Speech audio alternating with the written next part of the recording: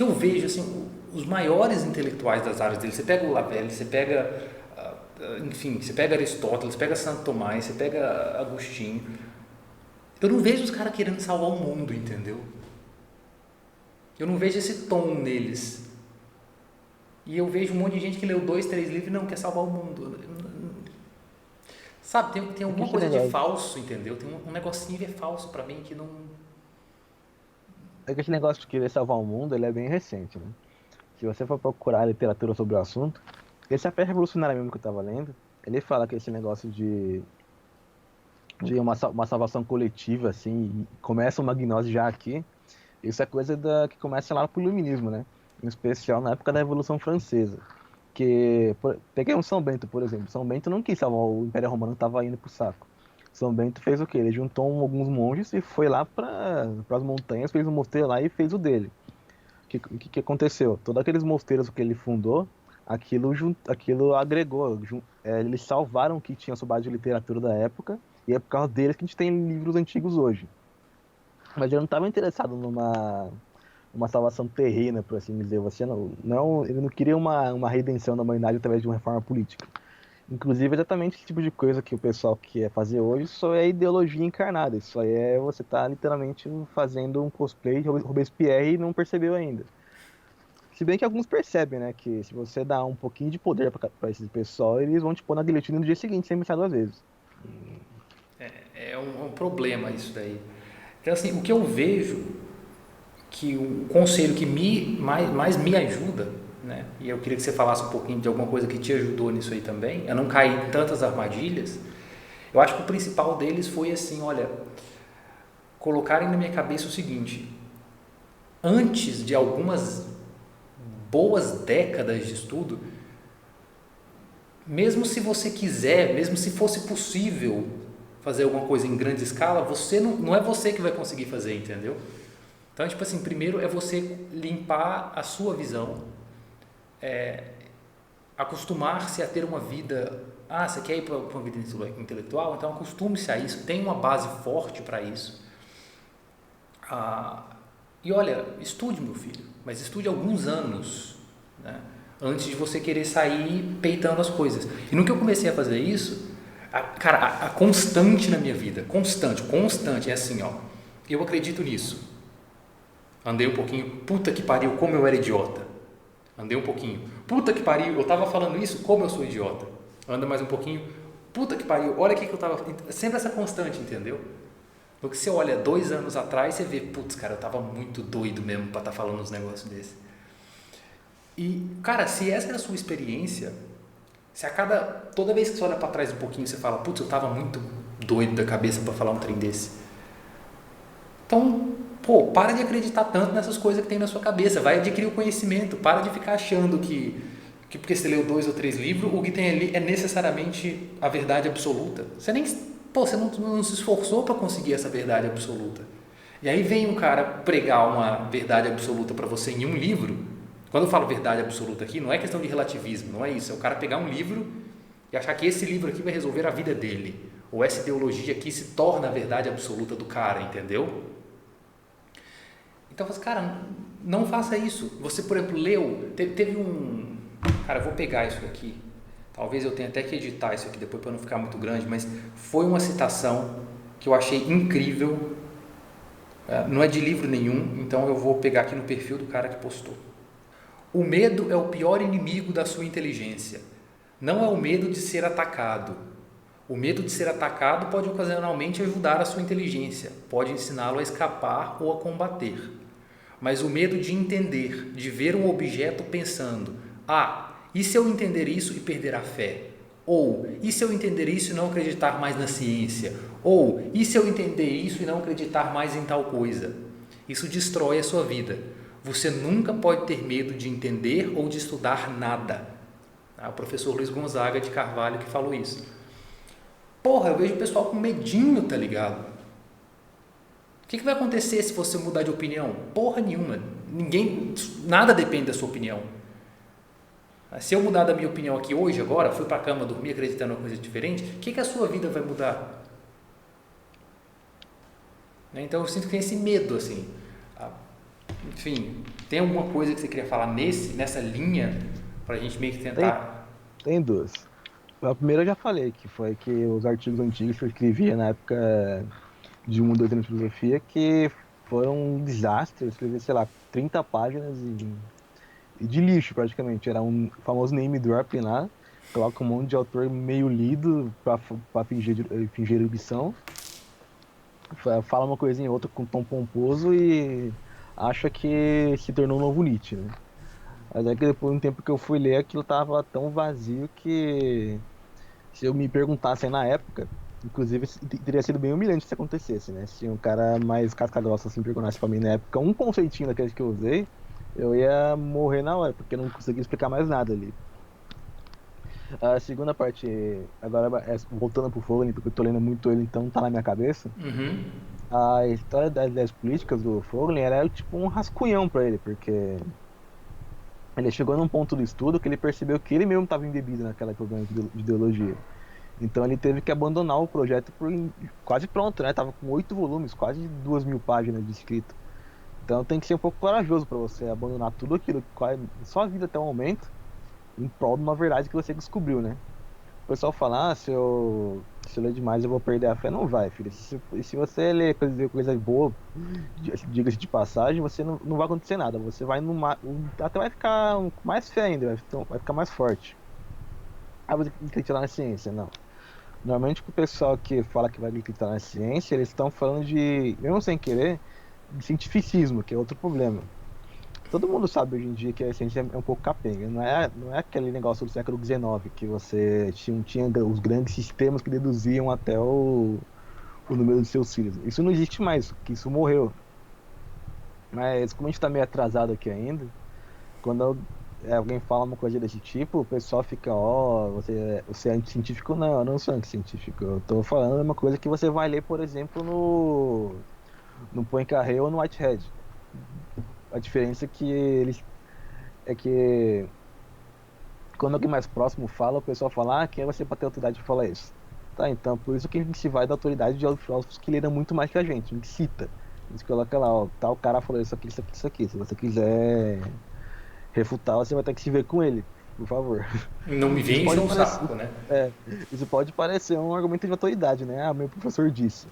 Mas se você não tiver alguma autoridade para confiar, quem você vai confiar em você mesmo? Você vai fazer o quê? Vai dar uma de Descartes? Vai tentar reconstruir a filosofia inteira? Em 7 anos de leitura de filosofia, quase todos os autores que eu li criticam Descartes. Até os que gostam criticam. Então, não tem como defender esse tipo de atitude. O Dalrymple fala que tem um negócio hoje chamado pseudo-cartesianismo, que é o seguinte: o cara ele aprende um rudimento de lógica lá e vai querer deduzir o mundo além disso. Para começar, esse é um tipo de fundacionismo que está refutado faz eras. O segundo, que isso não funciona. Todo mundo que eu vi tentar fazer isso ficou doido ou não aprendeu nada no fim das contas e teve que fazer o arroz com feijão de sempre que é voltar para os gregos aprender filosofia de verdade. É sempre a mesma coisa. Então, assim, eu acho que a principal questão de autoridade, assim, o pessoal fala muito, né, de argumento de autoridade. Cara, às vezes não se trata de um argumento de autoridade, se trata simplesmente do seguinte: olha só, essa ideia aqui foi defendida por esse sujeito, eu concordo com esse sujeito. Agora, você quer que eu vou fazer um resuminho bonitinho para te entregar? Ou você vai ler o negócio e vamos, entendeu? E vamos poder conversar direito? Porque, cara, pensa, olha o tanto de livro que você leu para fazer um artigo. Para fazer isso, É você está engraçado fazendo. que artigo tem abstract, né? Você dá uma olhadinha lá pro resumo do artigo, ele funciona para você saber o que tem ali. Ele não vai te explicar o que tem ali, o progresso do argumento. Em filosofia, você tem que saber o progresso do argumento. O Mário Porta, no A Filosofia a Partir dos Seus Problemas, ele fala assim, que você tem que reconstruir o progresso do argumento, desde da questão que quer resolver até o final, para você ver que você compreendeu o que ele está querendo dizer.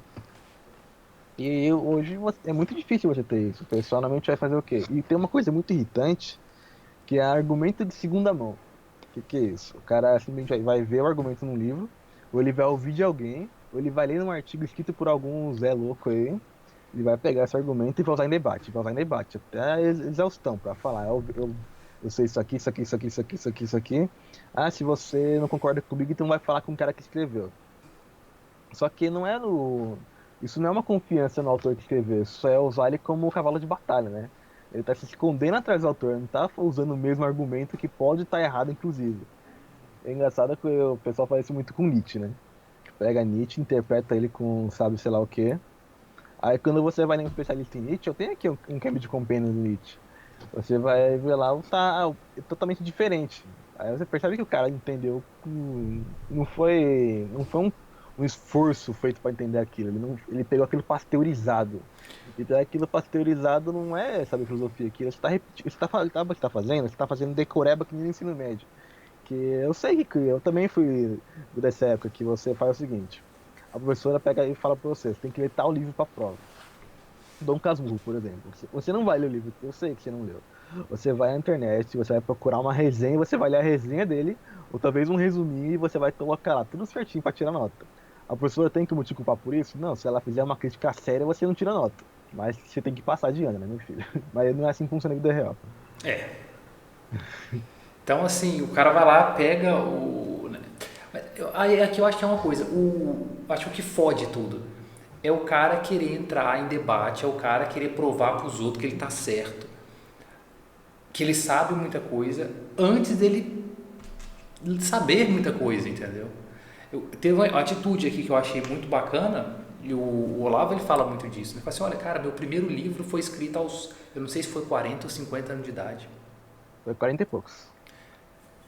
Então, porra, e com certeza hoje ele deve olhar para trás e deve ver um monte de coisa errada nos primeiros livros dele. Ah, filho, no KOF ele fala que ele renega quase. Sabe esse livro de não sei o que lá, simbolismo astrológico, etc. Isso aí ele renegou tudo. Ele fala que a obra dele começa agora a partir do livro de Aristóteles, que é onde a coisa começou a pegar força mesmo. Porque antes ele fala que tinha muito besteira lá, jovens faz merda mesmo. Pois é, e assim, jovem, o cara com 40 e tantos anos, entendeu? Que estudava desde os 18, sei lá, desde novo. Mas essa questão da reputação é engraçada. Nossa, eu já meti tanto debate na internet. Tipo, era um pandemônio. Né? Em 2013, você viu o cara falar um A diferente do que eu li no blog do Esquina, eu já entrava em querela, né? E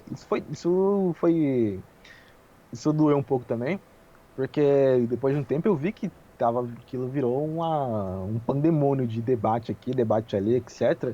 E eu perdi muito contato com um professor bom, que eu, sei lá, vou ter que conversar com ele hoje em dia, dá até uma vergonha, né? Tipo, ele vai lá pra minha cara e fala, eu vi você debater aqui, aqui, aqui, você falou besteira aqui, aqui. Eu falava, vou falar o quê? Eu era jovem, eu fiz muita besteira, mas Desculpa fica, aí. fica aquele estigma em você, sabe? E você dá vergonha alheia, inclusive. De Sim. vez em quando o pessoal ainda enche o saco na internet. Dá vontade, né? De vez em quando. Ah, você não leu isso aqui, isso aqui, isso aqui, mas é muito melhor você concentrar essa massa que era assim, você em um artigo explicativo do que você sair em treta com todo mundo que vê pela frente. Inclusive, por isso que o povo fala pra você não debater. Você vai perder tempo, você podia estar lendo, podia estar explicando as coisas, estar fechando um livro, podia estar ajudando alguém. Mas não, você está lá teclando loucamente, E ficando você com nem raiva. sabe, né? E você nem sabe se o cara que você está debatendo é um cara honesto e que realmente buscou entender aquilo. Vai que o Ah, cara ele tá, só tipo, cagando pra você e tá só querendo, sei lá, tá com minhoca na cabeça, entendeu? Então, assim, pô, eu acho massa quando tem algum debate. Não, os caras estão, tipo assim, pô, os dois caras estudaram esse assunto, os caras são bons nesse assunto aqui, tem alguma divergência, eles vão tentar ver por que, que isso aí existe. Igual gente, né? Igual gente. Agora, sério, não é o Zé Cruzadinha, entendeu? Da internet, que vai ser o novo Aristóteles, velho. Ele provavelmente não leu porra nenhuma. É um monoglota, como é que é? É o erudito monoglota, pô. essa piadinha rende, hein? Que na época que eu vi isso aí, eu não entendi a dimensão do problema, né? Eu só leio português, né? Aí eu fazia o quê? Eu continuava fazendo o que eu tinha que fazer. Eu só comecei a sentir o impacto do monoglotismo um bom tempo depois, que quando começou a aparecer literatura em espanhol. Que tinha muito livro que não tem em português, tinha no Schopenhauer que não tinha em português, eu tinha que ler, eu tava curioso, então o famoso método maldito lá, pega um dicionário e coloca do lado, tenta ler palavrinha por palavrinha, até você aprender alguma coisa ali. E isso começou a crescer, que eu comecei a fazer piadinha, né, que o estudante ele tem algumas fases, né, que é o normal, que é inglês e espanhol, Tem o médio, que ele vai ter que enfiar, sei lá, francês ou então italiano Alemão. no meio. O desesperado, que é entre o alemão e talvez russo. E tem o fim de carreira, né? Que ele vai ter que ler tudo que tiver um dicionário do lado, porque acabou a biografia. Não tem mais nada, filho. Não tem mais nada. Agora você vai ter que estudar os variedades de grego lá e no original. Tem uma obra muito boa em grego, que é o Fragmento dos Pré-Socráticos, né? Que não tem tradução. É literalmente uma coletânea de fragmentos de pré-socráticos. Tudo em grego, tá lá. Pesquisa. Quer aprender? Aprende. Não quer? Não enche o saco. Eu tive que procurar um fragmento do Clísico. Eu fiquei até. É que o nome tá em alemão, é Fragmenta Socrática, algo assim. Aí eu fui lá, nossa, tá em alemão, é menos engraçado do que grego, né? Eu abri o livro, tá tudo em grego. Putz, agora minha vida acabou aqui. Como eu vou pesquisar o que é o desgraça do Nozema tem físico agora? Tem que dar um jeito, né? Se vira, né? Então eu acho que assim, dois conselhos, né? Acho que a gente pode terminar essa conversa com dois conselhos. O primeiro é para o sujeito não ter pressa. Não tenha pressa de produzir nada que preste, porque eu acho que não tem. Cara, eu não consigo pensar em um sujeito hoje assim. Vamos excluir assim, talvez Aristóteles e tal, mas eu não consigo pensar dos meus professores, ou até mesmo de outros filósofos que eu já cheguei a começar a ler. Todos eles, cara, chegam no final e falam assim: cara, eu escrevi umas bobeiras no início. Todos. Não consigo lembrar de um que não faça isso. Né? Claro, deve ter, mas não use a exceção como exemplo, né? E, então seria esse. E outro seria, tipo, olha filho, aprende a ler em qualquer coisa que não seja português, porque senão você não vai fazer bosta nenhuma. Senão você vai ser fadado a ser o cara que vai ganhar discussão na internet. E olhe lá. Ok, não tem condição. Toda a bibliografia de Foglen tá em inglês. Eu achei um livro em espanhol anteontem. Mesmo assim, não sei quantas línguas tem. Eu sei que também tem em chinês, porque eu topei esse dia com ele, mas ainda bem que tem tradução em português, então eu não tive que entrar nesse mundo obscuro do chinês. Mas se você for ler o Introdução Autobiográfica, o Foglen conta lá que quando ele mudou para os Estados Unidos, ele teve que estudar chinês para poder ensinar as constituições dele lá. E ele também teve que estudar hebreu para poder fazer a revelação. Então ele falava o quê? Umas 8, 9 línguas. Pelo menos escrever e ler ele sabia. Cara, Mas assim, o Papa Bento XVI, se eu não me engano, ele lê em umas 6 línguas diferentes. 6 ou 7 línguas diferentes. se não for assim, você não. Basta você ver a bibliografia que os autores que você lê usam. Se você for no Sertões, você vai achar. Vai ter muito livro em francês, obviamente, mas ele vai citar outros que não estão. Aí você vai deduzir, ele fala pelo menos 3 línguas. Você vai no Fogli, você vai ver assuntos que ele vai citar. Você vai perceber que os artigos dele os artigos não, os livros dele vai ter fonte em quase 8 línguas. E também uma coisa muito interessante que me impactou foi quando eu fui ver artigo acadêmico sério. Que a bibliografia que eles usam, você também não vai achar quase nada em português. Se você pegar um artigo de Platão, sério, o cara vai citar em grego, vai colocar lá, vai ter uma edição em grego, uma em português, uma em inglês e talvez uma em francês. O cara vai ter que ler o mesmo livro 4 vezes em 4 línguas diferentes para poder fazer acotejamento. E o cara de internet que fala que leu um livro assim, ele não fez isso para debater na internet, né? Inclusive, isso desmotiva muito, porque o cara percebe que o trabalho que ele vai ter para entender um autor é muito grande para ele desperdiçar assim. Aí ele fica sério, aí ele fica escrevendo direito. Tipo assim, cara, o trabalho que eu tive para fazer um bagulho desse, eu não vou despejar isso aqui assim, numa discussãozinha dessa. Isso. A lista de filosofia do Coa tem quase 150 livros.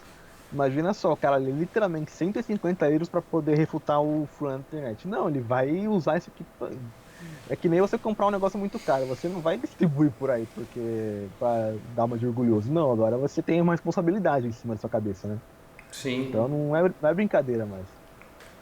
A gente vai, vamos fazer, isso aqui vai ser uma outra, aí vai ser uma aula mesmo que eu quero trazer para você dar, de como que você levantou a bibliografia e qual que é o método que você vai utilizar para escrever um artigo decente, mas isso aí vai ser uma aula que a gente vai postar lá na comunidade, né, contra os acadêmicos, então coisa mais fechada, até porque dá trabalho pra caramba, né?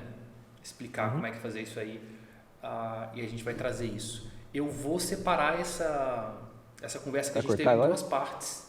Não, vou É. separar ela em 2 partes, porque deu quase 50 minutos. Caraca. Aí eu vou dar uma editada, cortar alguns pedacinhos e eu vou soltar a parte 1 hoje ainda, se der certo, parte 2 amanhã. Uhum.